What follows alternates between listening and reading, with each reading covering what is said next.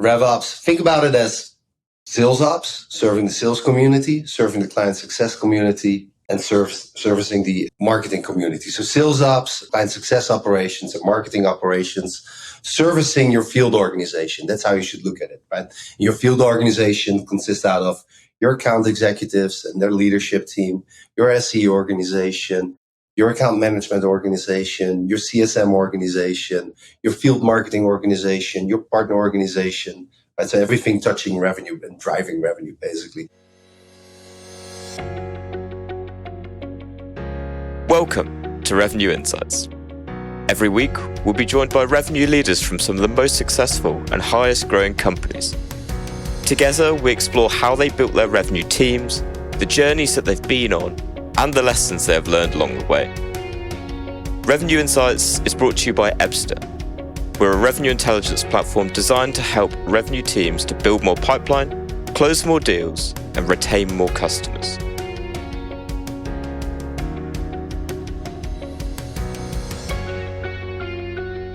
Hello there. You are listening to Revenue Insights. Today, I'm chatting with Jake Hofwegen. He's the VP of Revenue Operations and Enablement at Contentful. He's also designed and built go-to-market programs at NetSuite, Yext, McAfee, amongst others. Jake, pleasure to meet you. Pleasure to meet you, Lee. Finally connecting. So that's awesome. Yeah. We've finally got it together. Really keen to dig into things because you've been in operations for, I don't know if it's polite to say how long, a little while. So for anyone that hasn't met you before, Jake, what's your story? What's your background? Yeah. So first of all, thanks for having me. My story, my background. I grew up in Amsterdam, so I'm Dutch, and started out my career with McAfee a long time ago, and moved to the US in the late 90s, sort of during the .com hype. Primarily because I wanted to develop as a leader and learn more about sales, specifically sales in the tech world. And the Bay Area really was the place to be back then if you want to learn and develop. And I also, quite frankly, and to be blunt, didn't want to spend the rest of my life implementing somebody else's vision in RevOps or sales ops, as we called it back then. And decided to pack 2 suitcases and move and never look back. And had a great ride there. We did the IPO with McAfee.com. NetSuite obviously was fantastic. Yext was amazing. Moved to New York for Yext, and we did the IPO with them. Great place to live as well, New York. And now back in the Bay Area, San Francisco, working for Contentful, running RevOps, and Enablement. Amazing. There's so many ways that I think we can take this. So let's begin with that's a serious amount of time dedicated to operations, particularly around a time that, revenue operations wasn't a thing. Sales operations was pretty new. What would you say has been the biggest thing that has changed over the past couple of decades in the operations industry? Yeah, that's good. Maybe it's good to sort of backtrack and sort of explain the rise of RevOps and what it is and what it should be and what it often isn't actually. So I'm gonna travel back in time and sort of walk through sales ops, client success ops, marketing ops, and how it all came to be, right? And so a long time ago, before the turn of the century, right, you had a thing called sales ops, and we used to sell perpetual software, and you got your software in a box. And most of the time that was a CD-ROM or a floppy disk. You got it to a 2-tier channel, so a distributor and a reseller, right? And they typically speaking installed it. And so a good sales ops person back then, when we were selling perpetual software, was able to process a sales order, right? Because you actually had physical inventory that had to ship somewhere. You could design a comp plan that attracted sales talent, right? Because the number one goal of a comp plan is to attract and retain sales talent and pay them handsomely if they perform, right? And so that part of the house, run a forecast goal. And so if you could do all of that, design and implement an awesome comp plan, run a forecast goal, help out with KPIs, right? Do some reporting because we didn't even have CRM back then, right? And run your order management. You were amazing, right? And it wasn't easy, right? Because shipping a physical goods and it was quite difficult actually back then, right? Making sure you had enough inventory and et cetera, et cetera.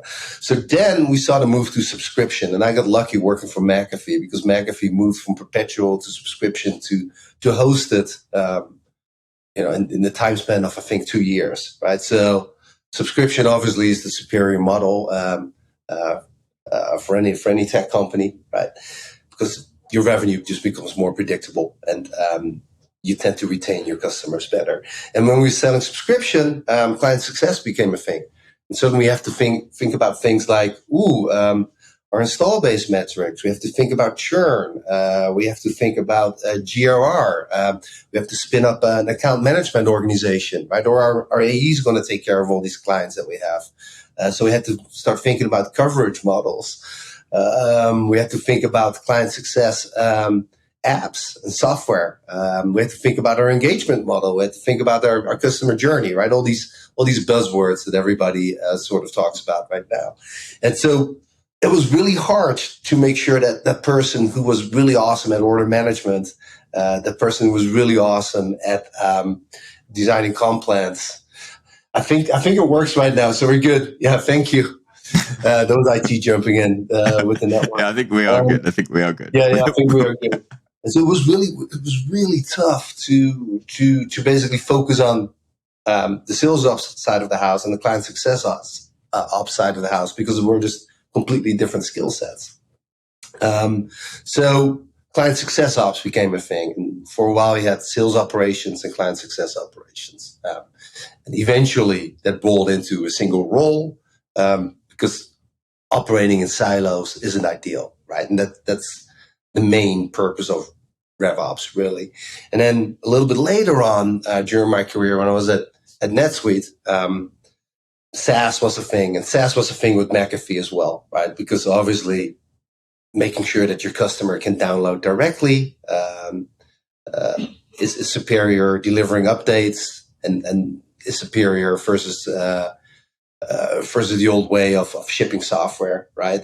There are all kinds of benefits to the cloud. I'm not going to go into that right now and bore your audience with that. But marketing ops really came into the fold when all these SaaS companies went to a huge growth spurt, and we all started to hire SDRs, BDRs, right?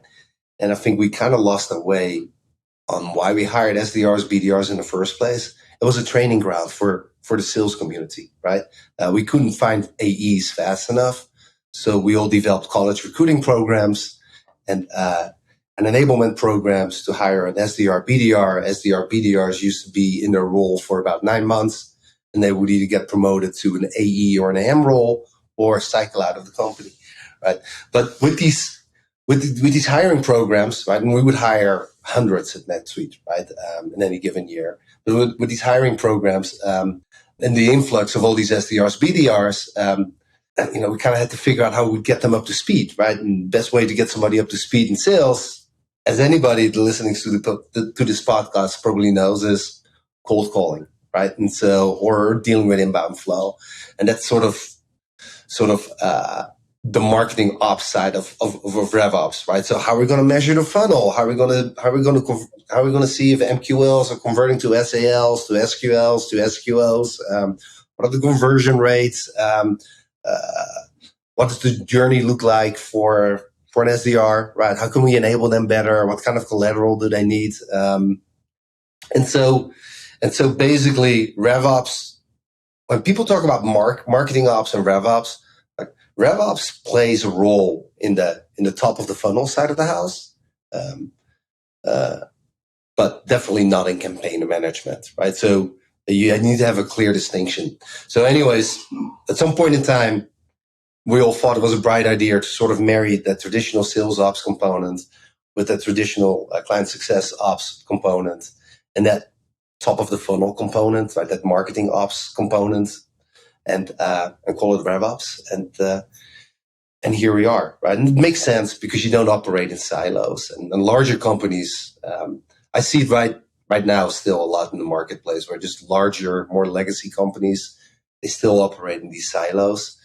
And that's not ideal, right? You don't want to have a separate system in marketing, separate systems in client success, separate systems in sales. Things don't talk to each other. You're going to create a data soup. It's not ideal for your customer because you don't develop a consistent customer journey. So they deal with all kinds of different people, right? Like, hey, this is Jake calling from sales, and then somebody from the client success house is calling, or you have a BDR call and all on the same account. It's really, it's not a good look. And plus, it's just also not a wise use of your resources. So tons of benefits. I know that was a long story, but hopefully that sort of, I like to tell it because people don't know where it came from, RevOps. And I also find that when people talk about RevOps, they really either do a little bit of sales ops, they do a little bit of client ops, or a tiny bit of marketing ops, but not really RevOps, right? Which I find interesting. Yeah. No, I love it. I was actually writing down. I was thinking if you fancied a job as a RevOps historian, then I think there's probably a good place for you there. Man, that really sound like grandpa. I mean, it's not. It really hasn't been around that long, but no, I love it. So with that in mind, and I think what really stood out to me from that is kind of where we are today, and so often speaking to people in revenue operations roles, it still feels very much like it's being fleshed out. It's not quite like marketing, which is my background, where it feels very clearly defined the way of doing things. Now, you generally get some variations on it.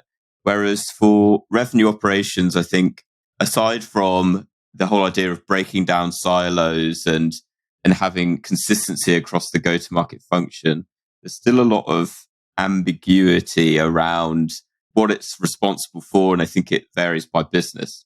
Now, that's my opinion. I'm interested to know, would you agree with that, or do you see it in a different way? No, I agree wholeheartedly with it.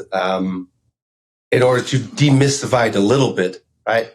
RevOps, think about it as sales ops, serving the sales community, serving the client success community, and servicing the marketing community. So sales ops, client success operations, and marketing operations, servicing your field organization. That's how you should look at it, right? Your field organization consists out of your account executives and their leadership team, your SE organization, your account management organization, your CSM organization, your field marketing organization, your partner organization, right? So everything touching revenue and driving revenue, basically. So your field organization, underneath there you have marketing ops, client success ops, and traditional sales ops, supporting all these different functions, right? And so if you want to establish a good RevOps crew, I think you break it down further into 4 pillars, right? So we understand now the organization, the different sort of flavors, right?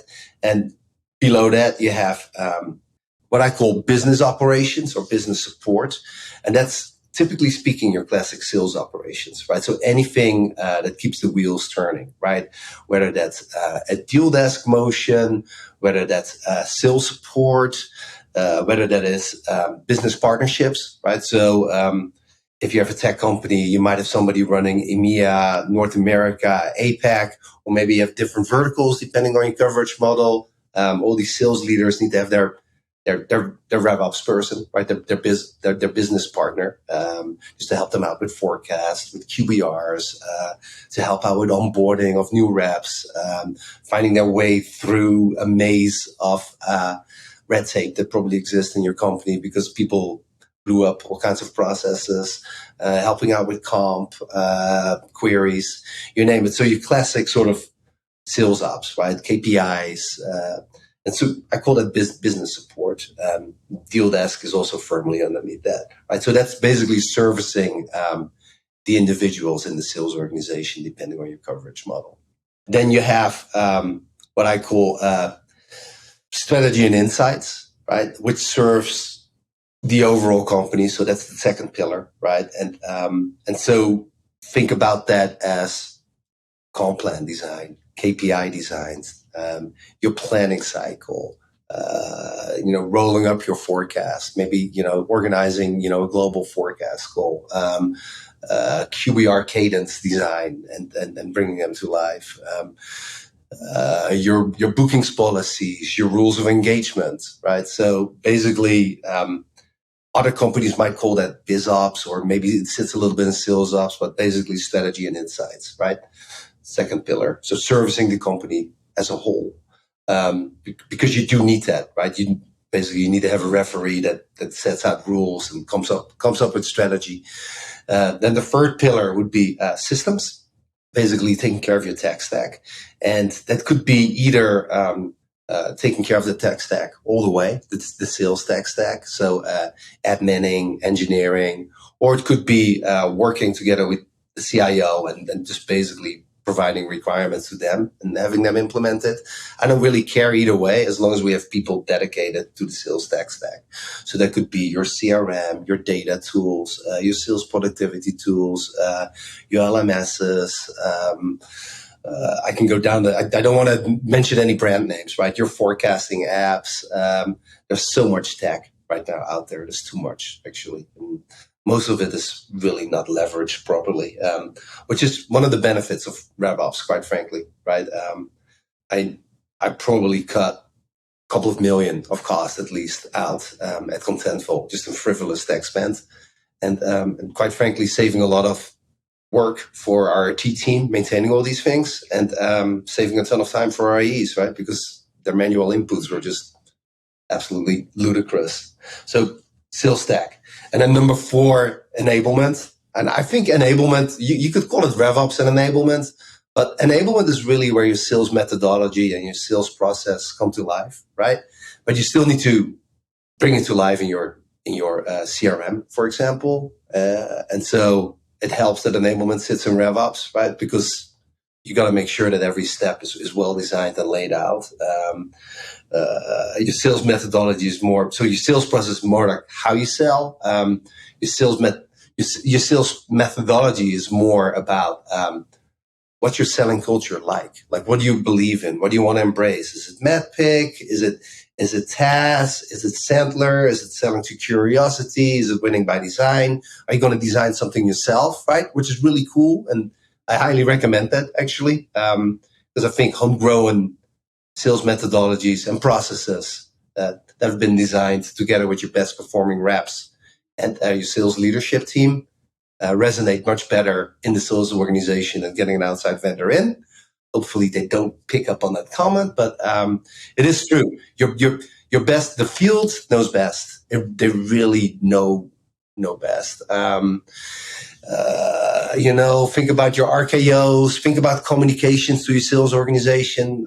So that also sits squarely in enablement and communications is big, right? So your monthly sales meetings that are hosted by a CRO, email communication. I find communications to go wrong so often and are so poorly designed.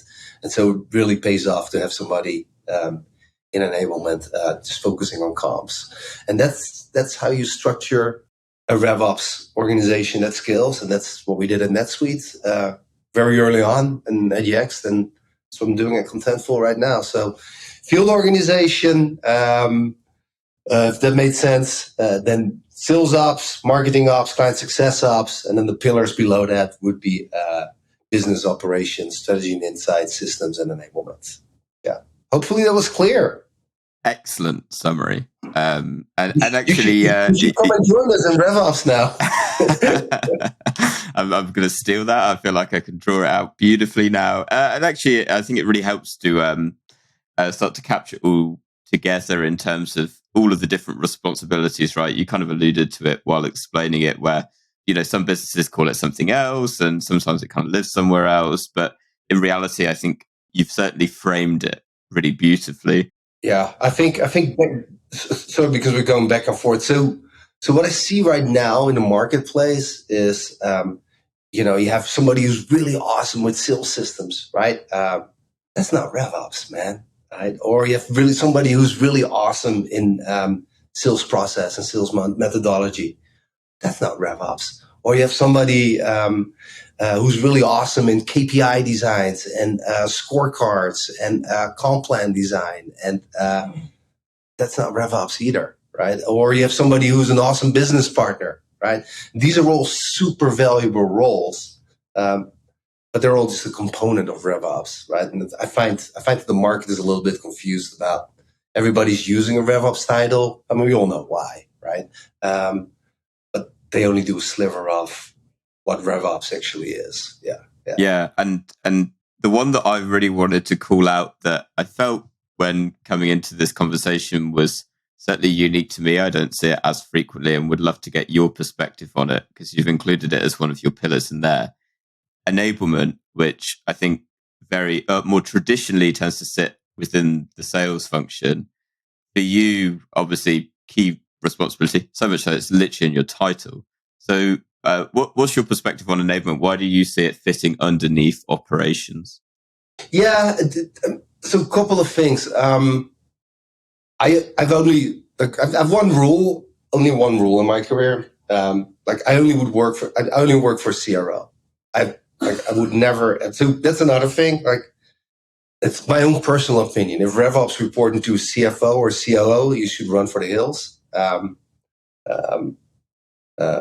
I have zero interest in doing that. I only work for CROs. End of story, right? Because I'm part of the sales organization. I should be part of the sales organization, really, because I'm here to drive growth, and it comes with way more stress, right? But it also comes with so many benefits. I think so enablement is a separate pillar in the RevOps world, right? And you have an enablement leader, obviously, right? And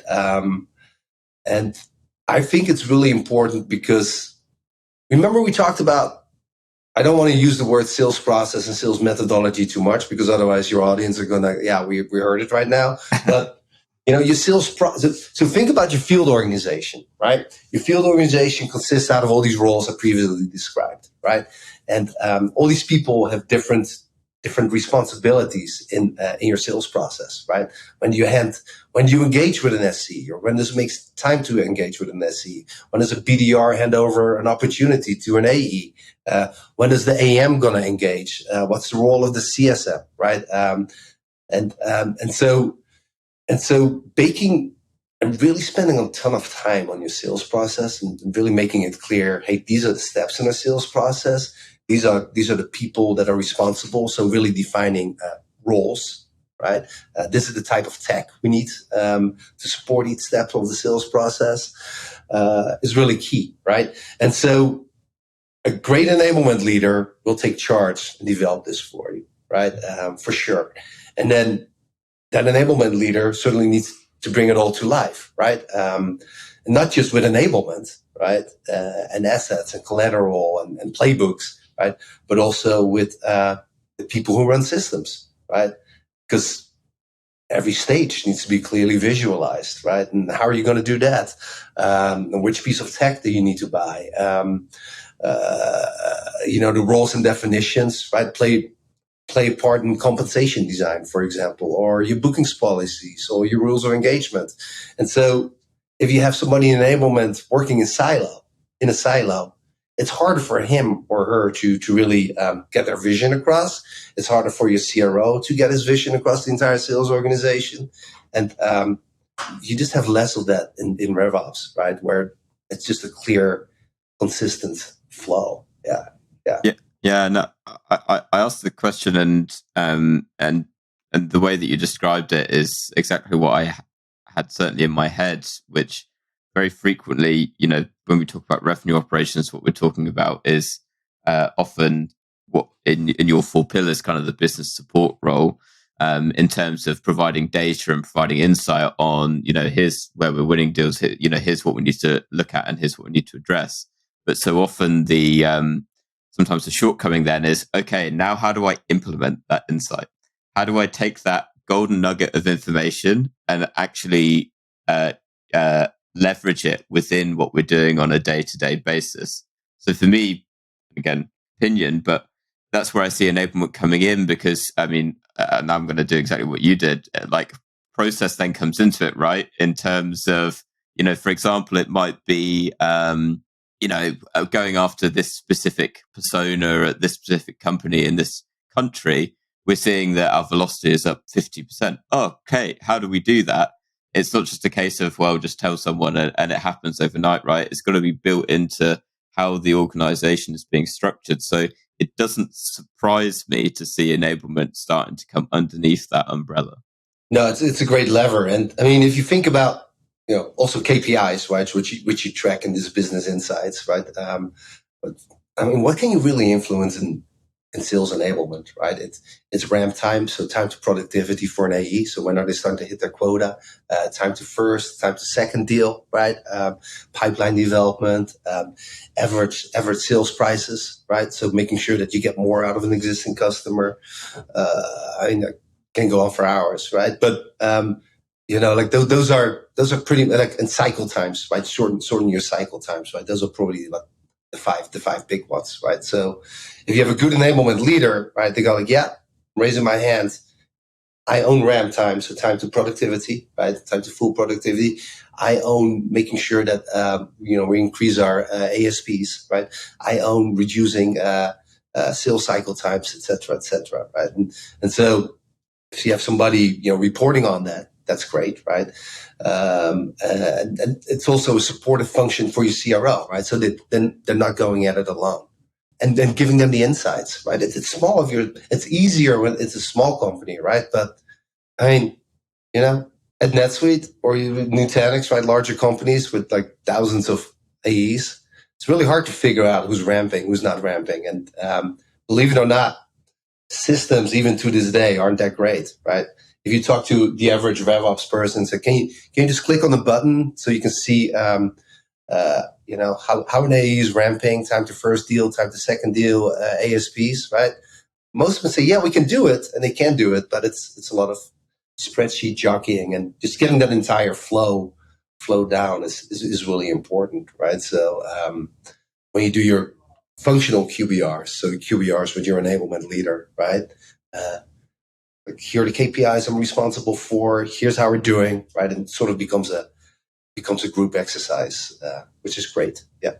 Yeah, definitely. I want to change this into a slightly different gear. We've talked about everything from a high level. I'm really keen to know, you've touched on Yext, NetSuite, McAfee as well, but what were the learnings that you took from that into your role at Contentful now? So we've talked a lot about your experience, but what did you take that was like, okay, I need to do it differently this time to make it work? Gosh, I think at McAfee,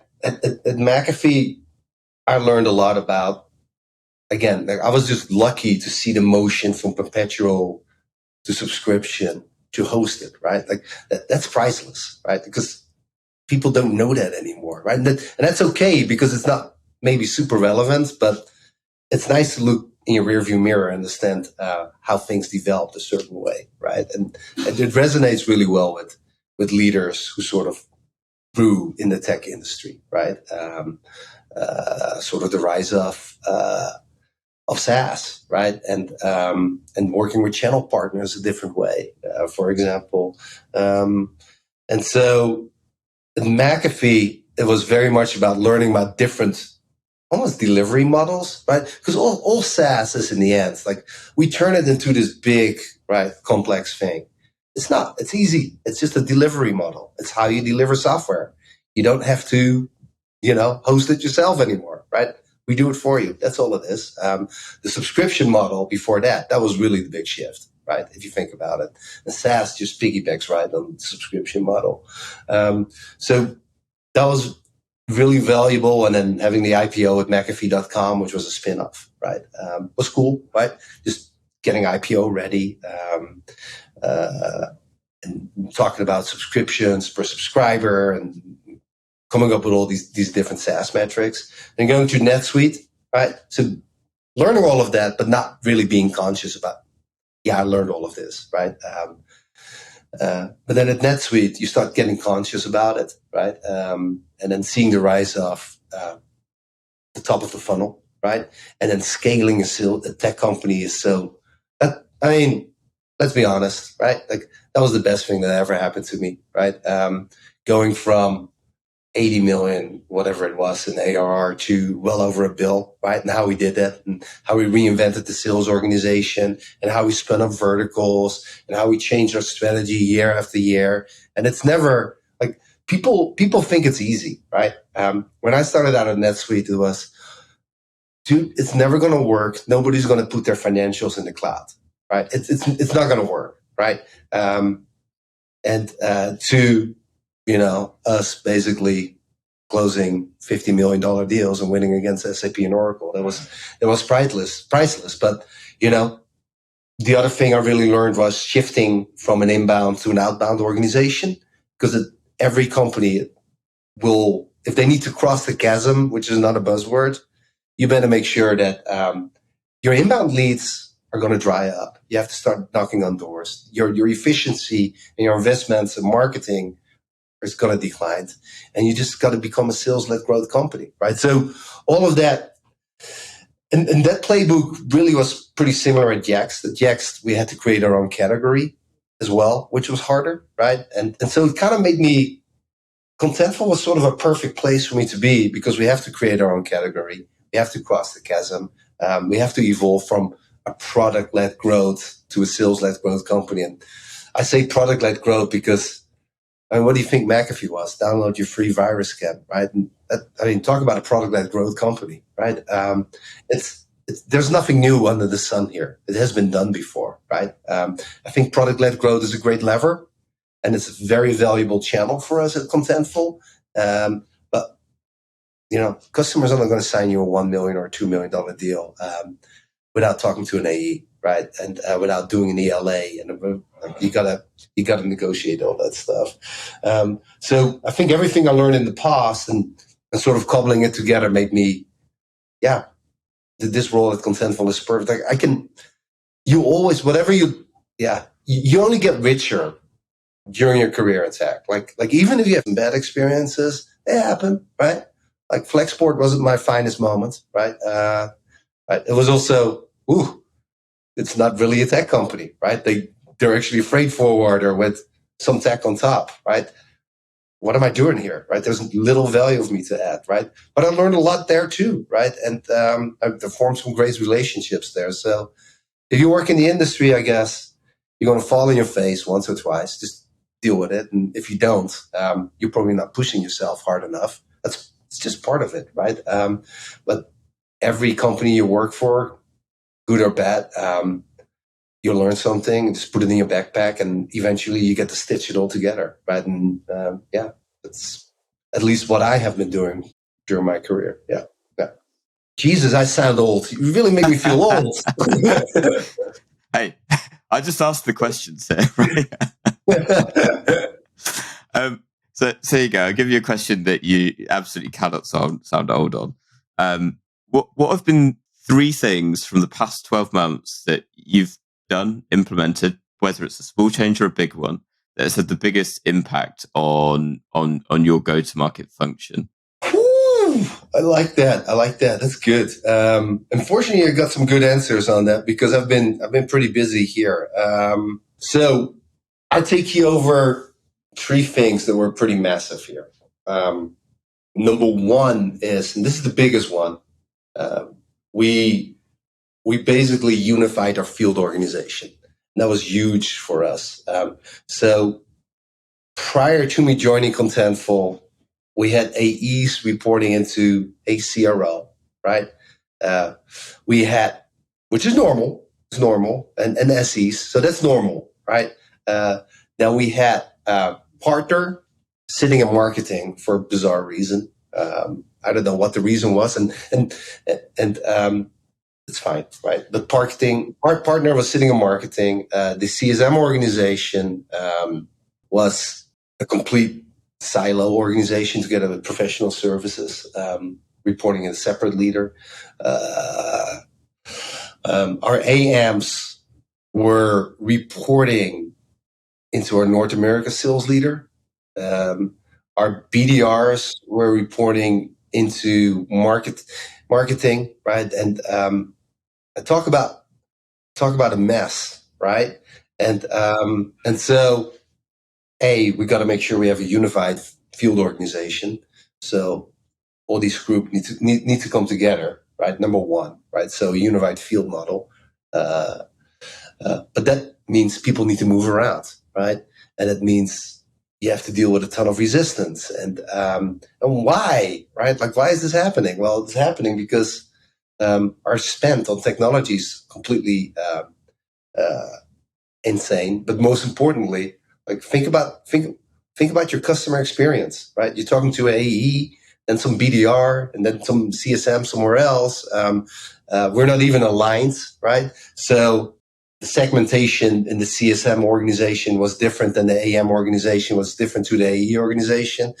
So customers didn't even know where they would end up, right? I know it sounds really bizarre, but this is how startups operate, right? Oh, no. As another part of that, as another function of that was people were not operating in sales territories properly, right? A little bit round robin. How's that going to scale, right? So good luck also building your customer journey, but good luck building efficient prospecting strategies, right? If it's not clear, that, hey, this is Jake. Jake is the AE, the enterprise AE in the Benelux, right? And here's his AM, and here's the CSM, and we're with you every step of the way as you get up to speed on Contentful.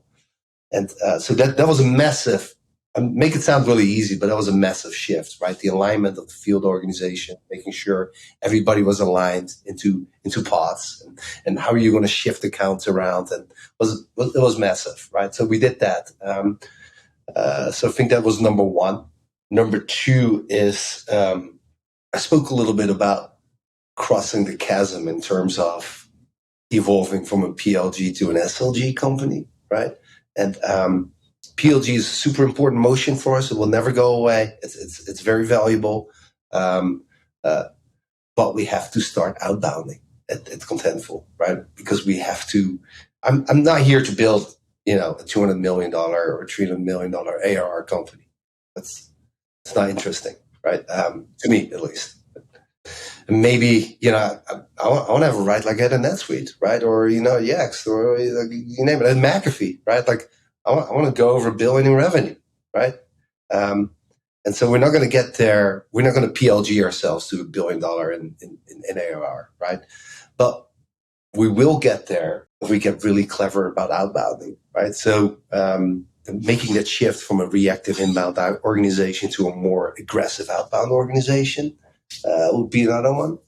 I think those are two really big ones. I mean, I can talk about, and I think number three probably I really took ownership of a planning cadence. If your planning is done by finance, oh God, do you have any CFOs listening to this podcast? Very little. Very, very little. If they okay, are, good.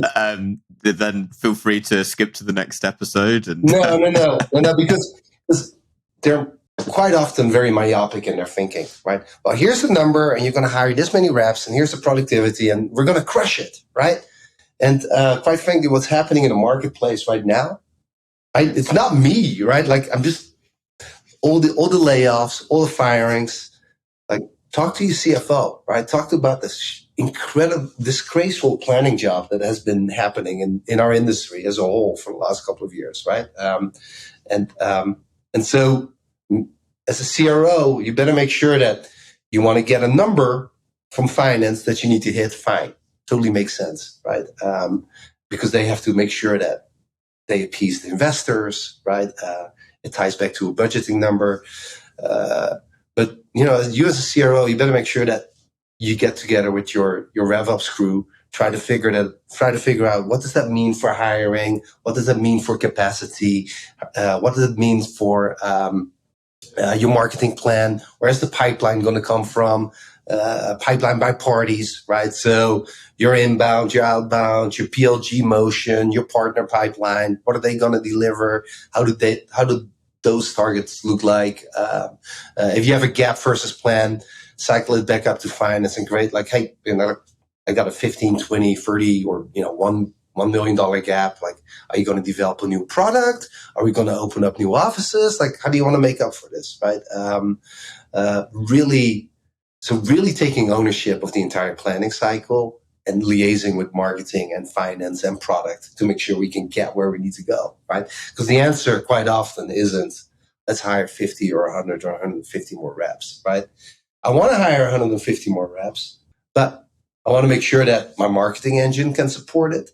I want to make sure that my product team has a vision, right?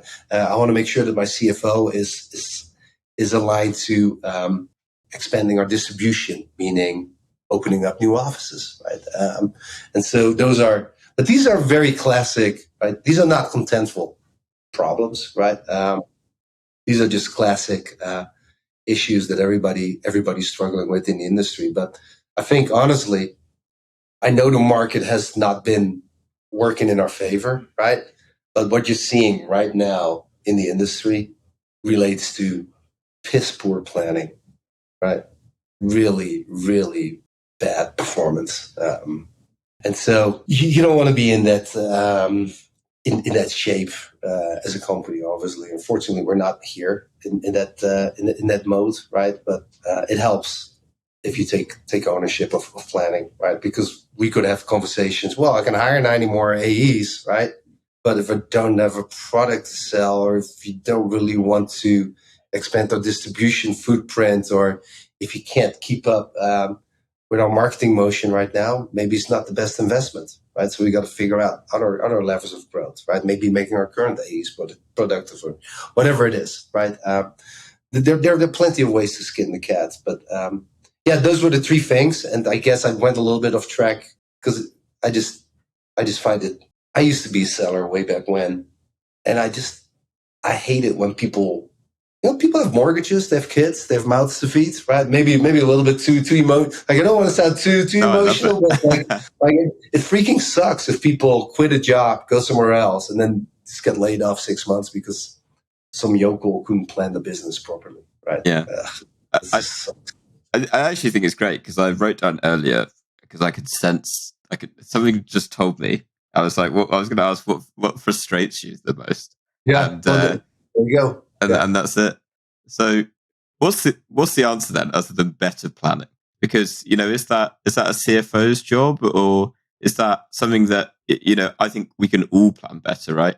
And I often find that I'm treading the line between, am I just spending all of my time planning and not enough time actually doing it? I find there's definitely a fine balance between the two. And also, what's the process to make sure that you've got a good plan as well? Because even the best laid plans don't always literally go to plan, right? Yeah, I mean, a couple of things, right?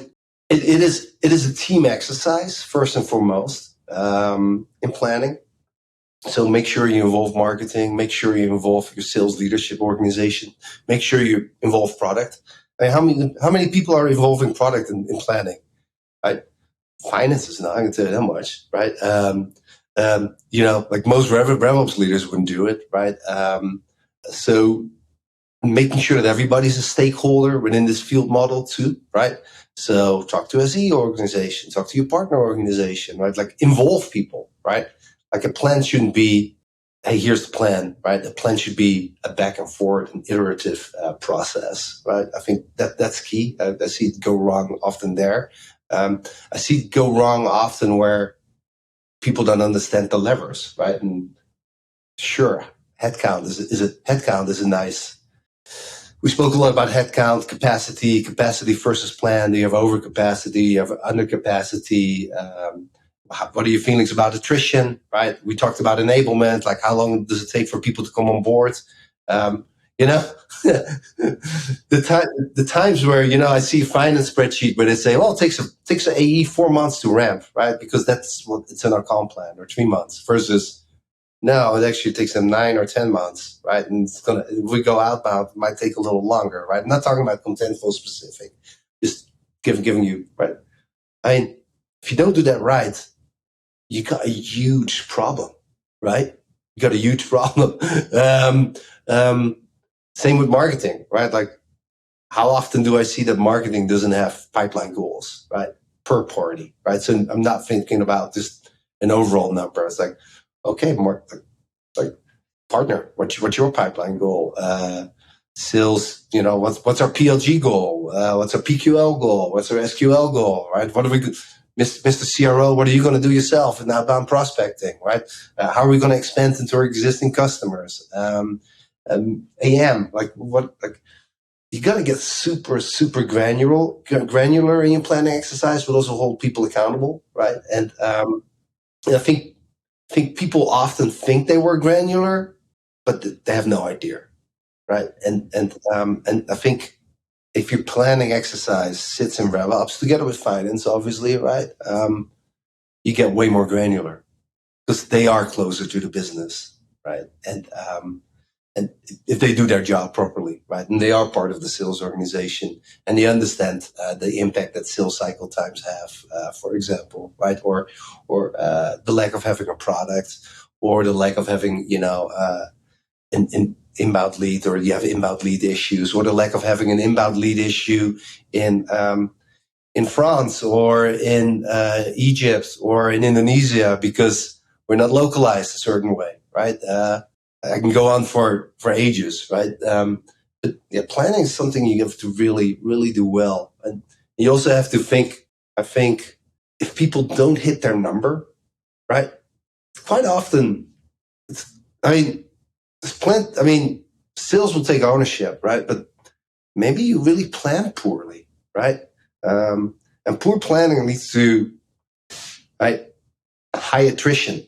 It's very costly, right?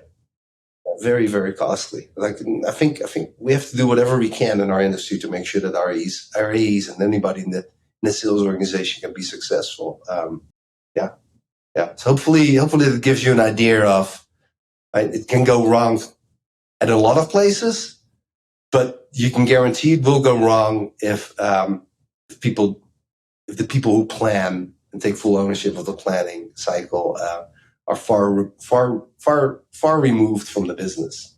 Yeah, I think really clear. I mean, for one, definitely the granular level of detail. Also, what kind of came to mind as you were explaining it was also not necessarily plan B, which is like a completely alternate plan. But to your point, when someone misses a number, right, you can't be working to a system where it's, if one person misses a number, that's it, we're screwed. What lever can you then pull elsewhere to be like, okay, where can we make up for this elsewhere? To me, that's where the granular level of detail comes into it, because when you've got that understanding of, if everyone hits these numbers, we are 99% sure that we're going to hit that overall revenue goal at the end of the quarter. And then it's just the question of, having that level of detail then of, okay, if we are short on leads here, or we are short on pipeline there, it's not a, oh God, mad scramble, what the hell do we do? It's fine. We've planned for this. We've already got this in place. Let's bring this in. Everything's fine. Not only does it create a more kind of predictable revenue model, it's a hell of a lot stressful for people working in it as well, because it's like, oh, someone knows what we're doing. Fantastic. And that really helps with attrition, right? No, it helps a lot. It helps a lot. It also just, as a CEO, so maybe there's some CEOs listening to this podcast, right? It helps you as well, right? Because if you want to grow, say you want to grow your company like 100 million in ARR, right? Or do you want to do 100 million in net ACV, incremental ACV? Let's go there, right? And I come back and I roll everything up and I go like, look, man, like I got 100 million in ACV and street quota out there, right? Let's say we do about 80% of that, right? So we can, I can only do 80 million, and here's why, right? And I can really clearly articulate that. No, sales productivity already is going up. Like, we took a look at all our pipelines, like here are all the parties that are performing, right? Like, this is the best I can do. Then you as a CEO, okay, got it. So we got a $20 million gap, right? It's not a disaster, right? But you want to have that conversation, like at least a couple of months before we never talked about the timing of planning, right? But like, we can do that in a second if you can remind me of it. Okay, got a $20 million gap. Are we going to acquire somebody? Are we going to build a new product? Are we going to have a pricing and packaging exercise? right? Do I need to invest more in my sales organization? I mean, it's gonna create awesome discussions, right? That you need to have as a CEO, right? I had it twice in my career actually where we're like, well, here's the plan, right? And we're like, I had once or twice where like, well, I think we can actually do 150, right? So if it was 100, like, I know we're going to crush this. So, but most of the time you're below, right? But you need to have these discussions, right? Yeah. But so timing, you need to have these discussions like a couple of months before the end of the year, right? You need to be baked, right? So there's another good planning and RevOps. So back to making it relevant to your CRO again is I pride myself on welcome to the new year, day 1 or day 2, and actually before that, right? Here are your quotas, right? Like you want to have all that stuff done and dusted. You don't want to wait a freaking month and like give somebody their number, right? For example. But all of that planning stuff needs to be flushed out at least 90 days. Talking about giving marketing goals, and that needs to be done 3 months before the end of the year for sure. And it has to be an iterative process as well, right? So right now I'm planning for next year already, right? And I'm doing my 3-year plan, and I do that every quarter. I update my 3-year plan. And so if you have a good RevOps that sounds too cocky, sorry, like maybe I'm a little cocky. If you have a good RevOps person, right? They plan continuously, so it's not a crunch. Like we have to start planning everybody, right? And then your entire sales team at the last quarter of the year, or the RevOps team is completely overwhelmed. Like I do it continuously, so it's not that big of a lift. Yeah, it's important. Yeah, I completely agree, and I love it. And also, not the first time I've heard it, which might reassure you, because okay, good. Because it allows you to adjust, right? When things do go wrong or there are extraneous factors, it allows you to pivot. I do wonder how that went for you going into COVID and a pandemic. Did the plan go out the window, or was it just another day in the office? Like, well, gonna have to replan for this one. When COVID hit, I think I was at Nutanix, right? And we moved to a 6-month cycle, basically, right? So we planned every 6 months. So, I hated it, but I loved it too, right? Because if you plan for 6 months increments, you can adjust quickly, right? Whereas if you plan for a year, right, you're pretty much stuck. Like, of course, everybody's going to replan, right? But you need to, pump out new comp plans, right? And, rewrite maybe coverage model, ROE, realign with finance, realign with marketing, right? And they built their annual plans as well, obviously, right? So by having that 6-month planning cadence, we were more agile. I say we didn't have to replan because we were planning every 6 months. I don't recommend it, by the way, like a 6-month planning cadence, but during COVID, it totally made sense because who knew where the world was going? Like, remember, like, sky was falling, and then it was the best thing that ever happened in tech, and then the sky was falling again. I don't know where we are right now. Is the sky falling, or like, who knows, right? Recession, right? I think our industry is doing just fine, right? This is honestly, it's just a little blip, and I think if you look at the macro numbers, it is just a blip. Like, we have more people working in tech right now than pre-pandemic, right? Hiring is, believe it or not, hiring is still higher than pre-pandemic, right? Everybody just went crazy on their hiring, and now we're paying a price. But we talked about that already. Yeah, no, I love it. We've gone really deep on a lot of stuff, which I've really enjoyed. For the final question, I'm just going to pluck us straight out of there and ask a really simple question. What is one book that you would recommend to other revenue leaders? I'm making an assumption that you're a reader, and that could be fiction or non-fiction. Can Catch-22. An excellent fiction book. Oh, that's tough. This is going to sound embarrassing. Go for it. I'm going to First one that comes to mind. Probably Papillon, Perseverance. Like, if there's not a route A, then go to route B or route C. There's always a solution for anything, right? But if you think about it, great planning, right? I go down to like great planning, grit, right? Not stopping, dexterity, flexibility, right? Not giving up, right? In times of adversity, not taking things for granted if things are too good, right? And go down that list, right? Starting from scratch, right? It's that one just popped in, basically top of mind. Yeah, I like it. I'm a romantic by heart, but I also read very little to not like. I pride myself actually on, and that was the embarrassing part. Like, I don't really read that many business books. I also think that it made me a better person, actually, to tell the truth. I really do. Because I do think I'm a little bit more open-minded versus, this is the playbook.